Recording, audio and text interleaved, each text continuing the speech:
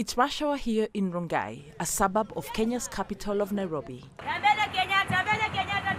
Maureen Omindo is busy at work, doing her best to convince commuters to board her bus bound for the city.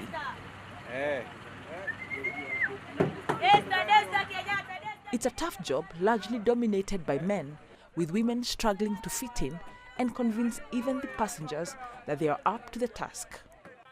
But Maureen says she worked hard to win over the skeptics and has risen through the career ladder to where she is now. So mimi nimeifanya for 3 years, but I didn't start nikiwa kama gera. Mimi nilianza nikiwa msee wa sales. I started this job 3 years ago.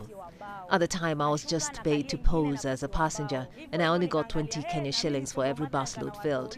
But then it was hard for me to survive on that amount, especially as a single mother. So I decided to upgrade to a conductor, making 50 shillings after filling up a vehicle. But even then, there were many challenges. The men would disrespect us, forcefully take our money, or at times just stop you from working. But nowadays, after working with them for long, we are now like friends. Maureen is among the many women who secure jobs in the grey economy, despite the many challenges they face, like poor pay, gender inequality, social exclusion, to mention but a few. The transport industry in Kenya particularly is dominated by men, with only a few women like Maureen finding their footing there. In this job, we have more men than women, so you find at times men harass us. They take our money by force, hurling insults at us. At times, they call us prostitutes. They even spank us. What gives us strength to continue is sharing these challenges with fellow women.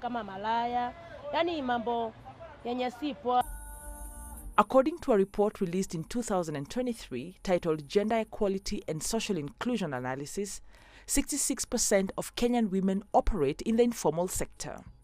That figure is much lower than the average in Africa, which stands at 88%. One Kenyan organization is determined to change that. Flown Initiative seeks to create a safe working environment for women in the transport industry. Our dream is a public transport system where the women can feel safe to work and also to use public transport. The other thing is a system whereby it's free from sexual gender-based violence, a system that's more accessible, reliable and affordable for everybody.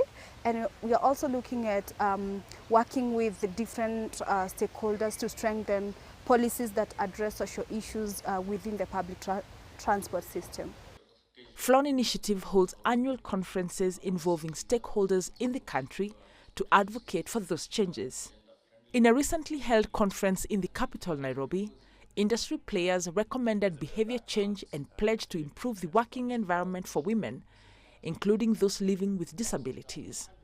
Better working conditions mean a lot to women like Maureen, who hopes to improve herself and climb the career ladder to become a driver. She's now firmly in the driving seat as she journeys towards that goal. She and many others hope industry stakeholders will do more to support women thrive in the transport sector. Wanja Mungai, CGTN.